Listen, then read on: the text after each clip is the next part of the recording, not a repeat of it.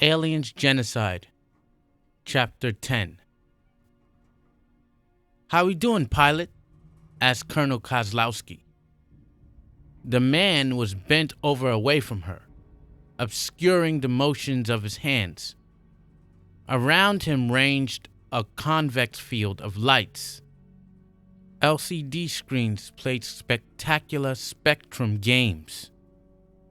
Lumi points glittered, waiting for computer input. From this angle, she could see his bald spot like the top of a hairy egg. "Fine, Colonel," he said in a monotone. "Almost finished." His elbows swiveled, his head nodded. "One last telemetry check?" The culmination of a final primary diagnostic of the Razia's system ops and structural integrity after its long cruise through sub-Einsteinian planes of warped mathematics. One more little flourish of his hand, and he turned to her. "What's up, Colonel?" He turned so that now Kozlowski could see that his hand was nowhere near any of the controls. He held a pencil and a book of crossword puzzles. The blocks in the puzzle were all filled now. "An interesting form of duty report, Captain," said Kozlowski coldly. The man's lined, pale face remained impassive. He shut the book, slipped the pencil behind a large hairy ear, and folded his arms together. "You forget, Colonel. You got a nice long snooze. I gotta wake up for a few weeks to check on things. Part of my job. Gotta keep something going to prevent the Inui from driving me nuts. Little diversion of mine." He tapped the book. "Got a whole library of them. After 26 years in the Marines, I got lots filled too. Next year I retire. Bought a nice little chicken ranch on the Ulna colony. And then, I don't want to see the inside of another freaking interstellar vessel, or for that matter, the inside of another crossword puzzle book again. Just the inside of chickens." The pilot captain's name was Hastings, Philip Hastings. Hastings shrugged. The ancient Greeks used to study bird entrails to predict the future. Wonder what a split open one would tell us now. A few tomorrows of many spilled bug guts, hopefully. I take it by your inaction that everything is functional. We're on course, minor things like that. We got navigators and co-pilots and engineers to take care of that garbage, Colonel. I just oversee and coordinate." Hastings looked like a good soldier going to seed. Beer belly, slack skin that had that waxen look that toned muscular bodies get when they don't get exercise for a few years. He had thinning brown hair and a network of burst capillaries in his nose. From the look of him, he wasn't just going to raise chickens upon retirement. He was going to do some serious drinking. Nonetheless, she and Daniel Grant had been assured that he was the best in the business. That he was a burnout did not seem to be important. "What can I do for you, Colonel?" "I'm briefing the troops. I thought you might like to join us." "I'm not going down to that hellhole. Why should I?" "I thought you might find it educational. These bugs have popped up all over the universe, and they spread via ships, as you know. Thought you'd like to know some tactics against them." The captain sucked a lip. "Thanks, Colonel. You going to tape the meeting?" "Yes. I'll watch it some other time. Miles and miles of crossword puzzles to do before you sleep?" Hastings scratched his nose. "Something like that." "I am in command, Captain. I can order you to be at that meeting." "Then you already would have, wouldn't you? You gave me an option, and I'm exercising that option." He leaned forward and tapped LCD displays. "Besides, we're in a planetary system now. A strange system can have all kinds of phenomena waiting. Gravity wells, black holes, as well as the usual meteor showers, comets, asteroids. I like to ride close shotgun at times like this. He tapped his book. Besides, I've got some more puzzles to do. She was ticked off at the guy, but he managed to rummage a good excuse, so she really couldn't pull rank. She just wished the Admiral had given her someone with a better attitude. That was all. Just make sure we don't crash into any moons, Captain. Captain Hastings turned to his left, where a miniature holotank filled with blips and sparks and readings hung. No moons in our immediate future. He opened his puzzle book and went back to work. Kozlowski turned and stomped away. She stopped at her cabin first. She went inside and splashed some water into her face. Had she done the right thing? Should she have made Hastings go to the meeting? He was right about not really having to, but his lack of interest, his insolence, annoyed her. She had the command here. He should be doing not only what she told him, but what she suggested as well. Kozlowski wiped her face with a towel, looked into a mirror. She had a lost look to her eyes, light years from home. She'd fought for her planet a very long time. She'd learned the basics of space travel so that she could carry the battle against these creatures to their home. Now, though, like some mythological being, she felt cut off from the source of her power. Nonsense, of course. Foolishness. All just knots and complexes of neural patterns, easy enough to blast apart. She was fighting a machine, and she was just taking a ferry to another part of the battle. Still, why did she feel so homesick? She'd popped out of hypersleep a full 2 days before the others, so she could do some work with the tactical computers, as well as knock some of the stasis sleep out of her brain. Wrapped up in maps and facts, figures and projections, inventorying weapons and supplies, and rebriefing herself on her armor, she'd been in her own little world. Now, though, with a day full of the troops waking up, the whole thing was starting to get to her. 30 troops were going to jump down right into the thick of thousands, maybe even millions of creatures that could give even biblical demons a scare, with only some half-proven experimental weapons to do the job. Okay, girlie, she told herself. Just knock that look right off your repertoire. Either that, or get it out of your system, here and now. There was no reason for this kind of doubt. The hive world had been raided before. True, there had been casualties. However, there had been survivors. She'd studied their reports. Wilkes, Billy what's her name. Nasty stuff, but compelling. Kozlowski had no illusions. You deal card hand from the bug decks. You came up holding some casualties. Now, though, here on her first big extra-Earth mission, she'd watched the troops get up today, stretch, and go through their metaphorical thawing. And when she saw the vulnerability in their eyes, that moment of terror, that "oh shit, here we are" expression, she felt what they felt, even with that asshole Grant.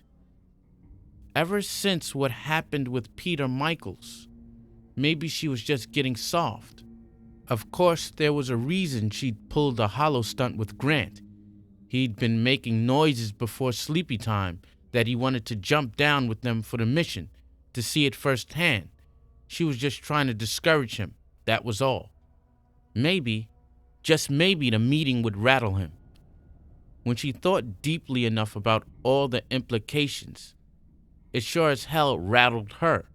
She closed her eyes, did some inner self-composure exercises.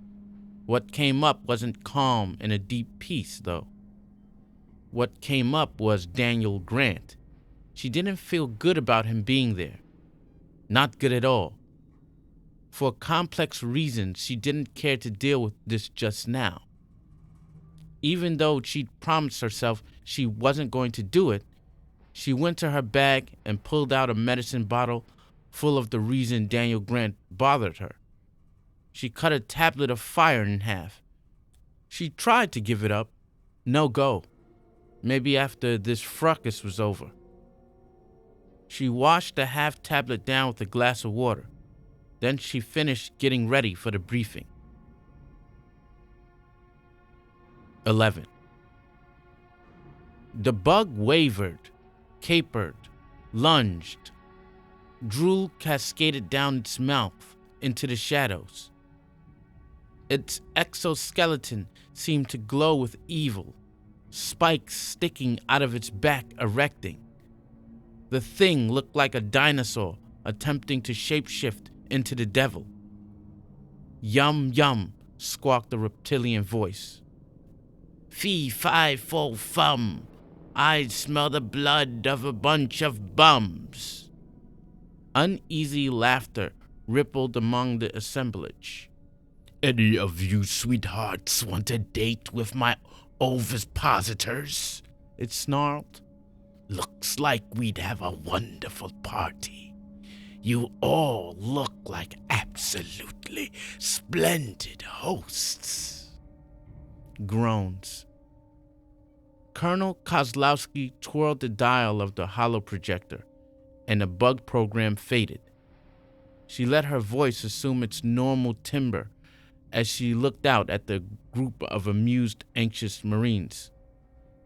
Okay, listen up, people. I promise you right now, this is going to be no party. But we didn't come all these light years to party, did we?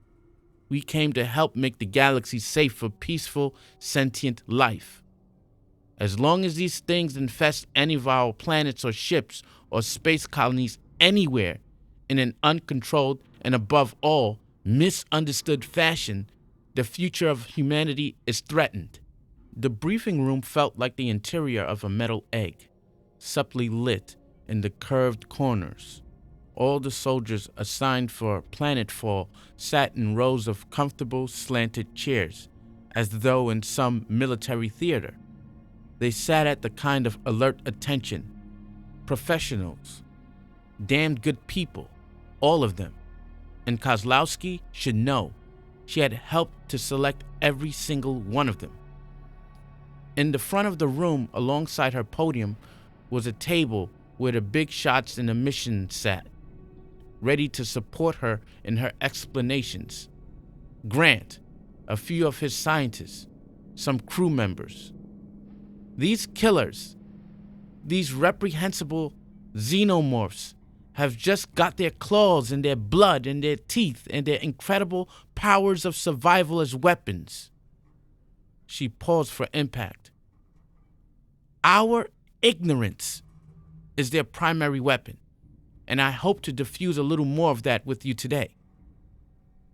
The soldiers all looked entranced, hanging on her words.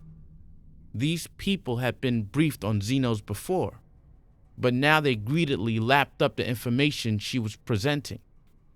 She was familiar with the phenomenon. When you were a soldier, you could act as macho and as confident as you wanted to. But if you didn't listen and absorb every ounce of information handed to you, you could find yourself dead. Smart soldiers learned to listen. These grunts were smart and capable. Quirky, maybe, but she'd gone through the choices with the command herself, and not one of these people didn't belong here. Too bad about the people like the captain, Grant, and his cast of Frankenstein scientists. But then, if she had control over everything, poof, the aliens would be instant slag, and Peter Michaels would be back. Anyway, she had some interesting information here. Her theatrics at the beginning had probably not been necessary, but she liked to put a little pizzazz into the proceedings. She began with the perimeters of the mission. Quite simply, people, as much as I'd like to say all this is perfect and noble in our mission, it's not. We're going to a planet which is the origin of the Xenos in this sector of the galaxy. We'll be using a specifically fitted lander. People, we've got the latest in technology at our disposal. Basically, we're going to do a robbery. Now, ultimately, I have no doubt this will be in humanity's best interest, so take whatever nobility you can from your participation here.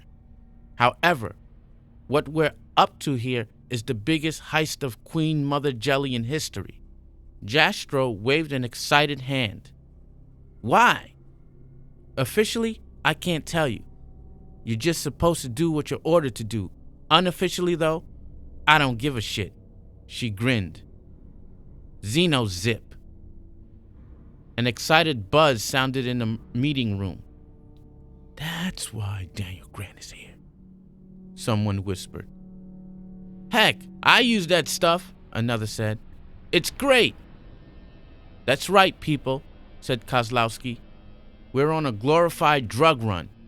Take my word for it, though.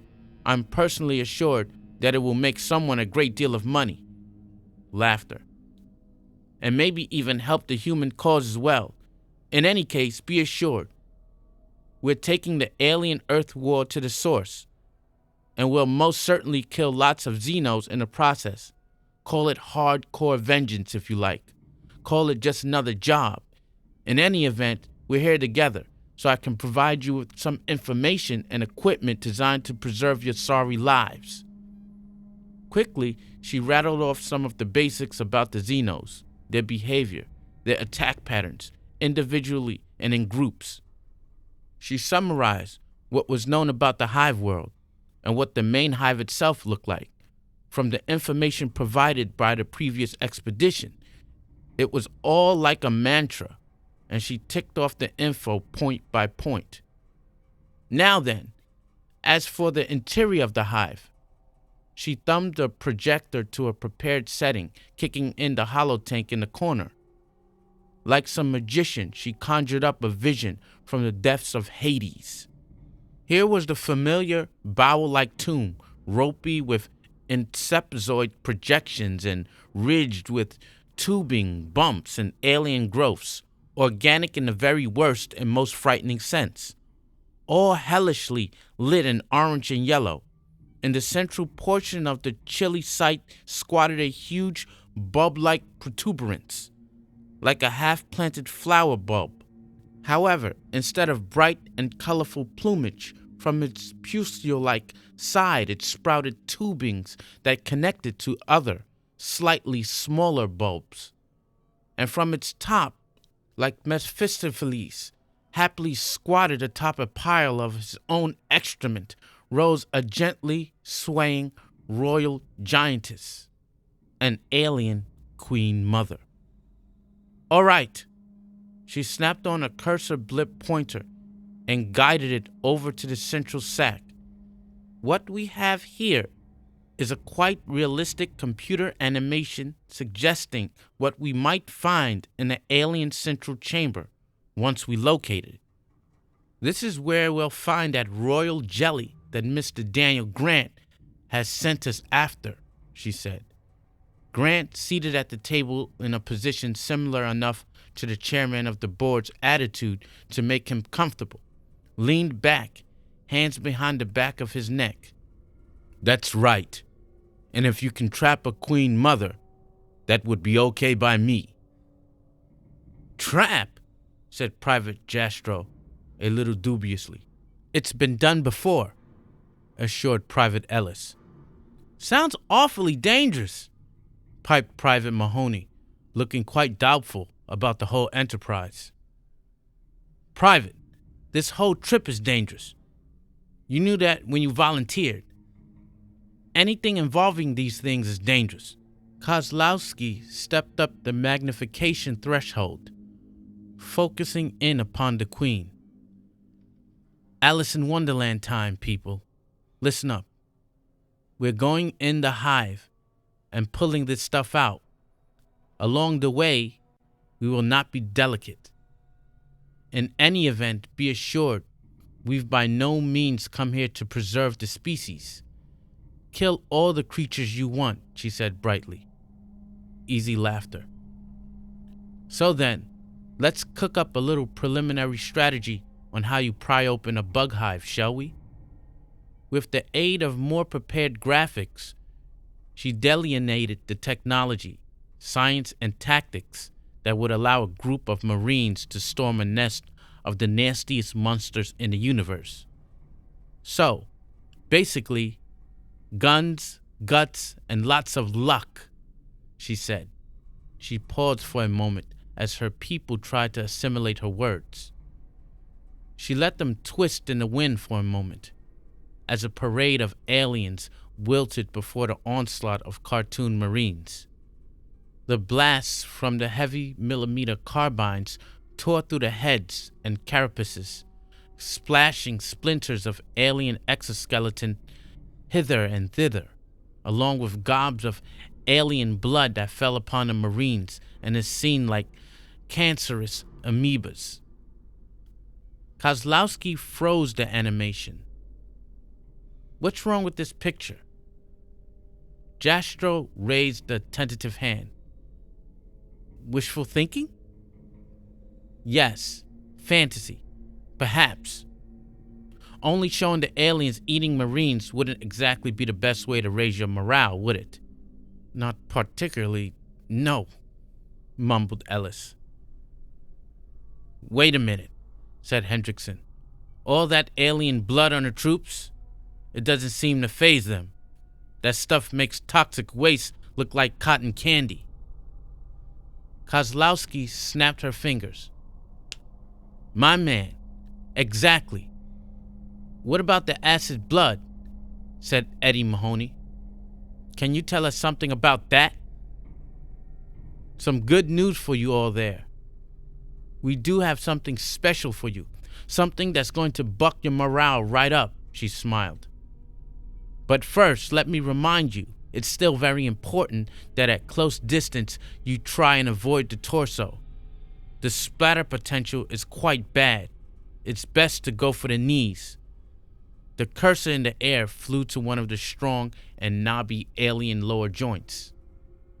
As many of you have already discovered, a shot to the knee will not only hamper the alien's mobility, but such a wound also minimizes bleeding and spatter potential.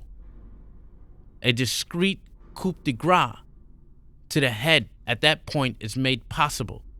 But then, of course, if you haven't actually been in battle with the things, you've at least had simulation chamber experience, save perhaps for Mr. Grant. I'm hardly going to exactly participate in the mayhem. Now am I, Colonel? Said Grant. As you've never handled a gun before, I hope not, said Kozlowski dismissively. Now then, I've kept you all waiting long enough.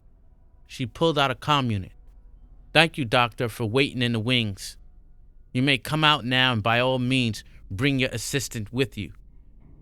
She turned to the audience, most of whom were on the edge of their seats with suspense. Kozlowski turned quite serious. Michaels, his head molten and sizzling, skin sliding from naked skull. She suppressed the memory. I know the blood issue is of great concern to all of you, so I'm happy to present an innovation that it should all but do away with your fears. Yeah, right. Pep talk. Maybe that's what she'd given too much of to poor Peter.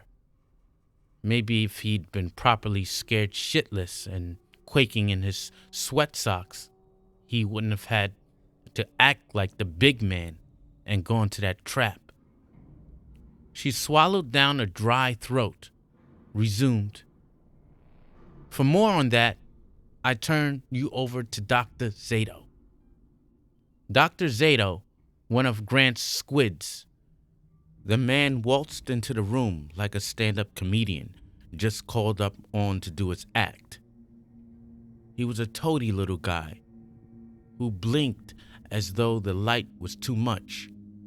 Receding hairline. High IQ dandruff. "Ladies and gentlemen," he said in a high munchkin voice, "I give you your next best friend." The assistant walked into the room slowly, clearly a little weighted down by what he wore, but not uncomfortably so. Armor. "Here it is, folks. The Z-110 acid neutralizing combat wardrobe."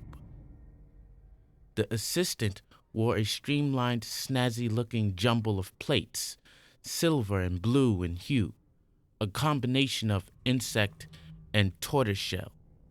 On the back was a compact storage unit, a narrow-visored helmet fitted snugly over his head, an antenna angled out of the back. Kozlowski had seen it before, but the sight of it still impressed her. And if it could do what Doc Z claimed, well, all the better. Efforts to produce an armor resistant to the intense acidity of the alien blood have proved impractical. Ellis waved his hand. Got called upon. "Yeah, I always wondered about that. We've got the chemical composition of the alien's exoskeleton down cold. That isn't eaten up by alien blood, clearly. And it's light enough. How come its elements aren't used for armor?" "Well, that would be all very good, Private, if you'd care to be encased in a toxic suit. You can't make an alloy or have that stuff as the uppermost layer," insisted Ellis. "Incompatible. What we have here in the aliens is a different kind of chemistry, part carbon-based, part silicone-based, and maybe something else. But we're starting to learn to use their DNA. Come on, boy. Fooling around with these genes and chromosomes doesn't necessarily mean we've got everything solved, Private. These things are still mysteries wrapped in enigmas. Believe me, your suggestions have been tried." He shook his head patronizingly. "Just doesn't work." "So there was some kind of armor that wasn't affected by the alien blood," said Mahoney. "That's right. But it was too heavy. Now, if we were working in low-G environments, maybe. Such is not the case on the Hive world. These suits were already in the works when this mission was established. We tailored the batch we brought along just for this occasion, with all your specific measurements in mind." "No chance to return these, huh?" said Jastrow.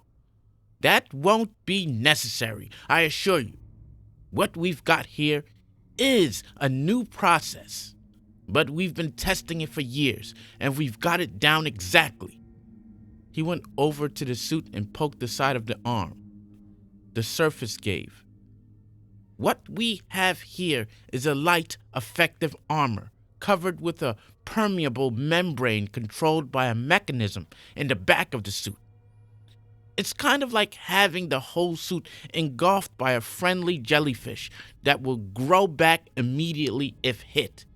Its function is quite useful. Before, the suits that worked were too heavy. Therefore, what we have here is a self-contained, osmotic, demi-atmospheric suit that does not resist, but extirpates." He poked the suit again. "The moment alien blood touches this wardrobe, the threat is eliminated altogether." He took a vial marked acid from his pants pocket, twirled it open, and poured drops onto the shoulder of the suit. The top layer frizzled, bubbling. Kozlowski had to make herself watch. The bubbling was only for a moment, though. Fluid welled, swallowing the acid. The membrane closed up the hole within moments, and it was though the acid had never been. "Yeah, but how tough is that stuff? It's a form of plastic, and it can be cut. But it's even better than skin. It naturally reforms into its previous mode within seconds and chemically rebonds itself. A healing process, if you will. What about inside?